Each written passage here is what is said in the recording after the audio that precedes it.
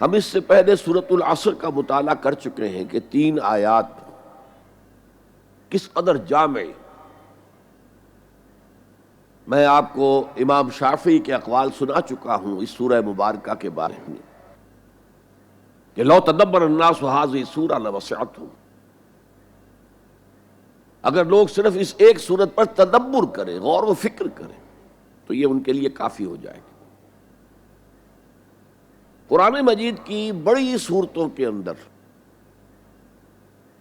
ہم دیکھتے ہیں کہ جا بجا 3 آیات کے ایسے مجموعے ملتے ہیں جو نہایت جامع ہیں، نہایت جامع ہیں. بعض جگہوں پر یہ 7 آیات کے مجموعے ہیں. ظاہر بات ہے کہ سورۃ البقرہ 40 رکوعوں پر مشتمل ہے، لیکن جا بجا اس میں جیسا کہ میں نے بتایا بڑی بڑی آیتیں آ جاتی ہیں، بڑے بڑے پھول کھلے ہوئے ہیں. آیت البر کا ہم مطالعہ کر چکے ہیں، آیت الکرسی سے ہر شخص واقف ہے. اسی طریقے سے 3 آیات کے مجموعے بھی آپ کو ملیں گے. ایسا ہی ایک مجموعہ یہ سورہ آل عمران کے عین وسط میں ہے. 11واں رکوع شروع ہو رہا ہے یہاں سے، 20 رکوعوں پر یہ مشتمل ہے، 10 رکوع اس سے پہلے ہیں. 3 آیات ہیں لیکن نہایت جامع ہیں. اگرچہ ظاہر بات ہے سورۃ العصر کے درجے کو تو نہیں پہنچ سکتی، وہ تو جامع ترین سورت ہے قرآن حکیم کی، لیکن پھر بھی اس کی جامعیت جو ہے بہت عظیم ہے. اس میں ایک فرد سے شروع ہو کر اور اس سے آگے بڑھ کر ایک پوری اجتماعیت کی اصلاح کا پروگرام ہے. ارشاد باری تعالیٰ ہے یا ایھا الذین آمنوا اتقوا اللہ حق تقاتہ ولا تموتن الا وانتم مسلمون. اے ایمان والو، اے ایمان کے دعوے دارو، اے ایمان کا اعلان کرنے والو، اللہ کا تقوی اختیار کرو جتنا کہ اس کے تقوی کا حق ہے، اور دیکھنا موت نہ آنے پائے مگر فرما برداری کی حالت میں. یہ آیت میرے نزدیک قرآن حکیم میں انفرادی تدین، تقوی، دینداری، صحیح اعمال کو اختیار کرنے کی تاکید کے اعتبار سے اہم ترین آیت ہے. سب سے پہلی بات اللہ کا تقوی اختیار کرو جتنا کہ اس کے تقوی کا حق ہے. صحابہ کرام اس پر پریشان ہو گئے، اس لیے کہ ہمارا اور صحابہ کرام کا قرآن مجید کو پڑھنا اور سننا ان میں بہت فرق ہے. ہم قرآن پڑھتے ہیں ثواب کے حصول کے لیے، وہ قرآن پڑھتے تھے عمل کی نیت سے. لہذا جو بھی آیت نازل ہوتی تھی وہ تولتے تھے اپنے آپ کو، ہم اس پر پورے اتر سکتے ہیں یا نہیں. تو جب یہ آیت نازل ہوئی یا ایھا الذین آمنوا اتقوا اللہ حق تقاتہ، گھبرا گئے، حضور کی خدمت میں حاضر ہوئے. اے اللہ کے رسول، اللہ کے تقوی کا حق کون ادا کر سکتا ہے؟ یہاں آپ اپنے ذہن کے پس منظر میں رکھیے کہ نبی اکرم صلی اللہ علیہ وسلم بھی کسی وقت عجیب کیفیت میں یہ فرمایا کرتے تھے، اے اللہ ما عبدناک حق عبادتک، ہم تیری بندگی اور اطاعت نہ کر سکے جیسے کہ اس بندگی اور اطاعت کا حق تھا. وما عرفناک حق معرفتک، ہم تجھے پہچان نہ سکے، تیری معرفت حاصل نہ کر سکے جیسے کہ تیری پہچان اور معرفت کا حق تھا. سورہ حج کے آخر میں آیا ہے وما قدر اللہ حق قدرہ، وہ اللہ کی قوتوں کا، قدرتوں کا اندازہ نہیں کر سکے جیسا کہ اس کا حق تھا. اور اسی آخری رکوع میں سورہ حج کے یہ بھی آیا ہے جاہدوا فی اللہ حق جہادہ، جہاد کرو اللہ کے لیے جیسا اور جتنا کہ اس کے جہاد کا حق ہے. یہاں چونکہ بات شروع کی جا رہی فرد سے، ظاہر بات ہے کہ امت، ملت یہ افراد ہی سے بنتی ہے. بڑی سے بڑی فصیل ہو، پچھلے زمانے کی بات کر رہا ہوں، اینٹوں سے ہی بنتی تھی. اگر اینٹ کمزور ہے، فصیل کمزور ہے. کسی جگہ پر اینٹیں کمزور لگ گئی ہیں، وہ دشمن کے لیے موقع فراہم کرے گی وہ جگہ کہ وہاں سے وہ اندر داخل ہو جائے. ایک ایک اینٹ پختہ ہونی چاہیے، اور پھر اس اینٹوں کے درمیان ربط بڑا محکم ہونا چاہیے. سیمنٹ سبسٹنس ان کا جو ہے، جو انہیں جوڑے ہوئے ہیں، وہ بھی بہت مضبوط ہونا چاہیے. تو پہلی آیت میں انسانی شخصیت کی پختگی کا ذکر ہو رہا ہے. یا ایھا الذین آمنوا اتقوا اللہ حق تقاتہ. اب یہاں پر ہمیں غور کرنا ہوگا کہ تقوی کی حقیقت کیا ہے.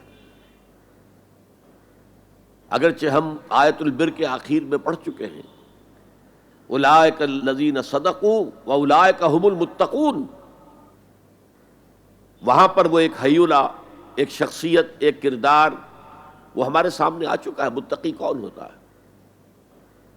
لیکن یہ موقع مناسب ہے کہ یہ لفظی معنی اس کے کیا ہیں. عام طور پر جو ترجمہ کیا جاتا ہے اللہ سے ڈرو، یہ اچھا ترجمہ نہیں ہے. اور چونکہ اکثر و بیشتر لوگوں نے یہی ترجمہ کیا، اور قرآن میں بار بار آتا ہے اتقوا اللہ اتقوا اللہ اتقوا اللہ، تو عیسائیوں کو یہ کہنے کا موقع ملا کہ قرآن زیادہ اللہ کے خوف پر زور دیتا ہے، جبکہ مسیح نے اور جو بائبل ہے وہ اللہ کی محبت پر زور دیتی ہے. اعتراض کرنے کا انہیں موقع مل گیا. خوف کا لفظ قرآن کا خود عربی زبان کا لفظ ہے، قرآن مجید میں بھی آیا ہے فلا تخافوہم وخافونی. تم ان سے نہ ڈرو، اپنے دشمنوں سے نہ ڈرو، مجھ سے ڈرو. خوف کا لفظ بھی ہے. یخافون یوما تتقلب فیہ القلوب والابصار. وہ ڈرتے رہتے ہیں اس دن کے تصور سے جس دن کے نگاہیں اور دل الٹ جائیں گے، قیامت کا دن، حشر کا دن. تو خوف کا لفظ قرآن میں ہے، عربی زبان کا لفظ ہے. تقوی کے معنی خوف نہیں. تقوی کے لفظی معنی بچنا. دیکھیے وقایقی، وقایتن، اسے کہتے ہیں ثلاثی مجرد. اس میں معنی ہے وقایقی وقایتن کے کسی کو بچانا. اور آپ بڑی آسانی سے یاد رکھ سکیں گے کہ جو ہماری دعا ہے، جو سورہ بقرہ میں حج کی دعاؤں کے ضمن میں اہم ترین دعا کی حیثیت سے مذکور ہے، ربنا آتنا فی الدنیا حسنۃ وفی الآخرۃ حسنۃ وقنا عذاب النار وقنا عذاب النار. اے اللہ ہمیں بچا آگ کے عذاب سے. تو وقایقی وقایتن کے معنی ہے کسی کو بچانا. باب افتعال میں یہ بنا ابتقاء، اور واو اور تا یہ جڑ گئے، اتقا اتقا. اتقا معنی خود بچنا. بچنا اللہ کی نافرمانی سے، بچنا اللہ کی ناراضگی سے. ایک بچنا آؤٹ آف لو ہوتا ہے، out of reverence, out of respect. ایک سلیم الفطرت بیٹا چاہے گا کہ میں کوئی ایسی حرکت نہ کروں کہ میرے والد کو اس سے دکھ پہنچے. یہ بھی بچنا ہے. ظاہر بات ہے کہ والد کا خوف نہیں ہے اسے، یہ اس کی روش آؤٹ آف لو ہے. والذین آمنوا اشد حبا للہ. جو لوگ صاحب ایمان ہیں وہ شدید ترین محبت کرتے ہیں اللہ کے ساتھ.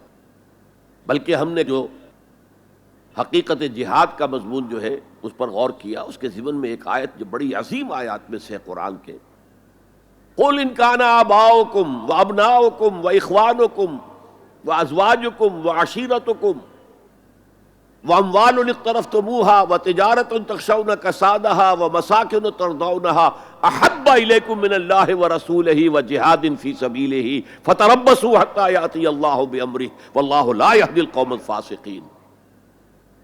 اے نبی ان سے کہہ دیجئے کہ اے لوگو، اگر تمہیں اپنے باپ اور اپنے بیٹے اور اپنے بھائی اور اپنے زوج مرد کے لیے بیوی، بیوی کے لیے شوہر، اور اپنے رشتہ دار، اور اپنے وہ مال جو تم نے بڑے محنت سے جمع کیے ہیں، اور اپنے وہ کاروبار جن میں کساد کا، سرد بازاری کا تمہیں خوف لاحق رہتا ہے، مندہ نہ ہو جائے،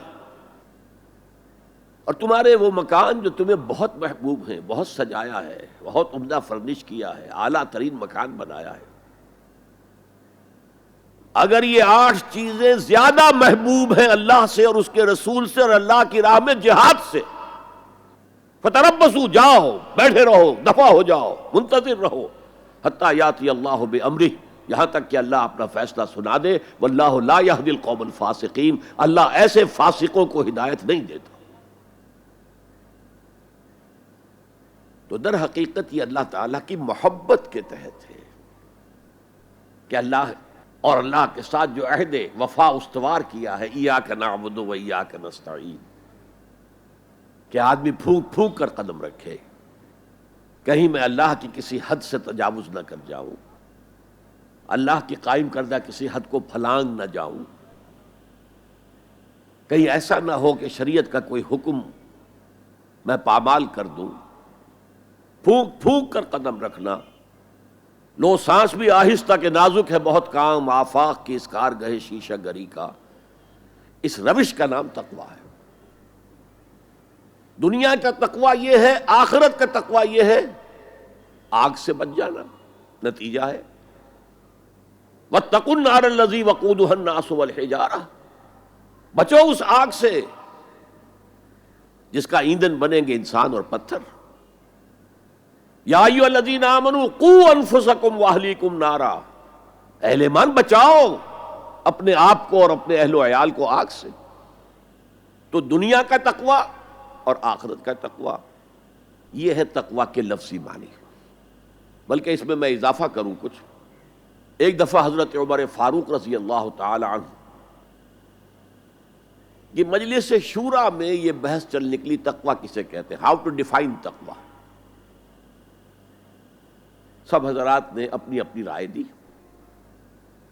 حضرت ابی بن کعب رضی اللہ تعالی عنہ ایک انصاری صحابی ہیں جن کے بارے میں حضور نے فرمایا ہے کہ اقرأہم ابی بن کعب، میرے صحابہ میں قرآن کا سب سے بڑا جاننے والا ابی ابن کعب ہے۔ وہ خاموش بیٹھے ہوئے سن رہے تھے باتیں۔ حضرت عمر نے خاص طور پر کہا، ابی آپ نے کچھ نکاح فرمائے؟ اب انہوں نے کہا کہ امیر المومنین دیکھیے، اگر کبھی آپ کو کسی ایسے جنگل میں سے گزرنا پڑے جس میں کوئی پگڈنڈی نہیں ہے، بڑی اونچی اونچی گھاس ہے اور قدم قدم پر خاردار جو ہیں جھاڑیاں ہیں، تو آپ کیسے گزریں گے؟ جسے میں بار بار کہہ رہا ہوں، پھونک پھونک کر قدم رکھنا۔ دیکھ لو کہیں اس گھاس کے اندر یہاں کوئی سانپ جو ہے وہ کنڈلی مارے بیٹھا ہو، تمہارا پاؤں سانپ پر جا پڑے، یا کسی اور موذی جانور کے بل میں پاؤں جا پڑے، یا کہیں تمہارے کپڑے جو ہیں وہ کسی جھاڑی کے کانٹوں میں الجھ جائیں، بچ بچ کر نکلنا، یہ تقویٰ ہے۔ یہ زندگی ایک سفر ہے، ہماری منزل آخرت ہے۔ جیسے حضور نے فرمایا، انما الدنیا خلقت لکم وانتم خلقتم للآخرہ، یہ دنیا تمہارے لیے بنائی گئی ہے، تمہارے لیے برتنے کا سامان ہے، لیکن تمہیں آخرت کے لیے بنایا گیا ہے، یہ تمہارا گھر نہیں ہے۔ تو یہ ہے تقویٰ، اور تقویٰ کی تعلیم قرآن مجید میں اتنی شد و مد کے ساتھ آئی ہے، اتنی شد و مد کے ساتھ آئی ہے، ایک ایک آیت میں 2 مرتبہ۔ سورۃ النساء کی پہلی آیت، یا ایھا الناس اتقوا ربکم الذی خلقکم من نفس واحدۃ وخلق منها زوجها وبث منہما رجالا کثیرا ونساء واتقوا اللہ الذی تساءلون بہ والارحام ان اللہ کان علیکم رقیبا۔ ایک آیت میں 2 مرتبہ تقویٰ کا حکم۔ اے لوگو، اے بنی آدم، اپنے اس رب کا تقویٰ اختیار کرو جس نے تمہیں ایک جان سے بنایا، اسی سے اس کا جوڑا بنایا اور ان سے کثیر تعداد میں مردوں اور عورتوں کو زمین میں پھیلا دیا۔ یہ 600-650 کروڑ جو انسان آج دنیا میں ہے، یہ سب کون ہے؟ آدم اور حوا کی نسل سے ہیں۔ پھر اسی آیت میں دوبارہ واتقوا اللہ الذی تساءلون بہ والارحام، تقویٰ اختیار کرو اس اللہ کا جس کا ایک دوسرے کو واسطہ دیتے ہو. کوئی سائل مانگتا ہے تو اللہ کے نام پر مانگتا ہے. تم بھی جا کر اپنے کسی عزیز سے یا دوست سے کہتے ہو کسی کام کے لیے بھائی یہ کام بہت ضروری ہے اللہ کے لیے جلد از جلد اس کام کو کر دو، واسطہ اللہ کا. یا جیسے کہ سورہ حشر میں ایک آیت میں 2 دفعہ یا ایھا الذین آمنوا اتقوا اللہ ولتنظر نفس ما قدمت لغد واتقوا اللہ ان اللہ خبیر بما تعملون. اے ایمان والو، اللہ کا تقوی اختیار کرو اور دیکھو کل کے لیے کیا بھیج رہے ہو آگے. تمہارے اعمال جو جا رہے ہیں، جمع ہو رہے ہیں تمہارے نامہ اعمال میں، وہ اعمال کون سے ہیں، اچھے ہیں یا برے ہیں. اور اللہ کا تقوی اختیار کرو اور دیکھو، جان لو وہ تمہارے اعمال سے باخبر ہے، بے خبر نہیں ہے. تاہم یہ الفاظ جو ہیں میرے نزدیک قرآن مجید میں تقوی کی تاکید کے اعتبار سے انتہائی مؤکد مقام ہے. جیسا کہ میں نے عرض کیا، صحابہ گھبرا گئے، حضور اللہ کے تقوی کا حق کون ادا کر سکتا. پھر جب سورہ تغابن کی آیت نازل ہوئی تو ان کے جان میں جان آئی. وہاں فرمایا گیا فاتقوا اللہ ما استطعتم، اللہ کا تقوی اختیار کرو جتنا بھی تمہارے حد استطاعت میں ہے، امکانی حد تک اللہ کا تقوی اختیار کرو. پھر جان میں جان آئی. آدمی اپنے مقدور بھر اپنی ہمت کے مطابق تو کام کر سکتا ہے، لیکن اللہ کا حق ادا کرنا یہ کیسے ممکن ہے؟ اچھا، ابھی یہ آیت مکمل نہیں ہوئی. دوسرا حصہ اس سے بھی زیادہ تاکیدی ہے. وَلَا تَمُوتُنَّ إِلَّا وَأَنْتُمْ مُسْلِمُونَ، اور دیکھنا موت نہ آنے پائے مگر فرمانبرداری کی حالت میں. یہاں پر بھی عام طور پر ترجمہ کر دیتے مسلم ہونے کی حالت میں. مسلم تو ہم گناہ کر رہے ہیں تب بھی مسلم ہے، گناہ سے پہلے بھی مسلم ہے، گناہ کی بعد بھی مسلم ہے، یہ نہیں ہے مطلب. فرمانبرداری مسلم کے اصل معنی کیا ہے؟